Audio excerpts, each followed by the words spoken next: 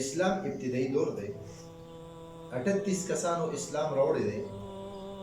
دې کې ابوبکر صدیق رضی الله تعالی عنہ نبی علیہ الصلوۃ والسلام څخه کړه و د الله رسول مال اجازه راکړه چې خلکو ته اسلام دعوت ورکړي. نبی علیہ الصلوۃ والسلام ته موږ کسان په تعداد کې ډېر کم یو داسې مکاوه و د اسلام غلبه او په مینه او لذت ورته د الله رسول مال اجازه راکړه. نبی علیہ الصلوۃ والسلام ورته ویل شه خلکو ته خطاب وکړو، اعلان یې وکړو.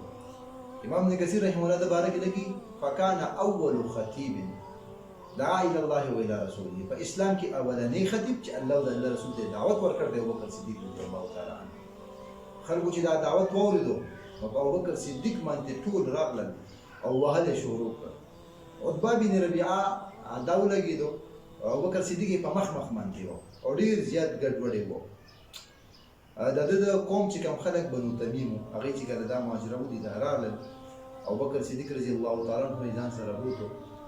مشرکین مکه ویش دی بچ کیږي نه مرد دومره ډیره واله په سر او پښتو په ملا په خېټه په سینه ډیر زیات بدبدي واله. ابو قحافه چې کله پورته راوستو ډیر اسلام نه دی راوړی نو ما خام ته هوش کې راځي. ابوبکر صدیق اولنۍ خبره وکړه محمد څه شو او دا څه حال دی صلی الله علیه و سلم.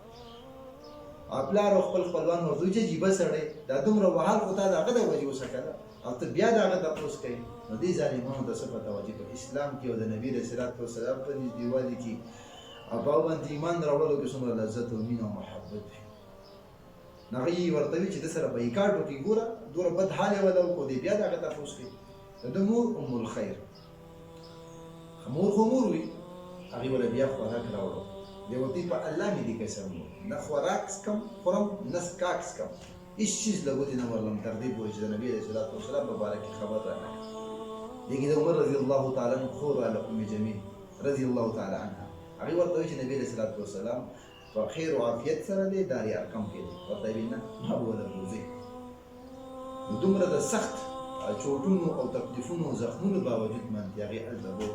نبی علیه الصلوۃ والسلام چې کله د ابوبکر صدیق رضی الله تعالی عنه حالت ولید سترګو نه یې اوښکې راغلې او نبی علیه الصلوۃ والسلام باندې یو ناشنا کیفیت جاري شو چې دې ابوبکر ته وګوره دومره تکلیف یې برداشت شو. دا هغه صحابه دي چې د اسلام لپاره دومره قربانۍ ورکولې او د وهلو کې به یو لذت او خوند محسوسه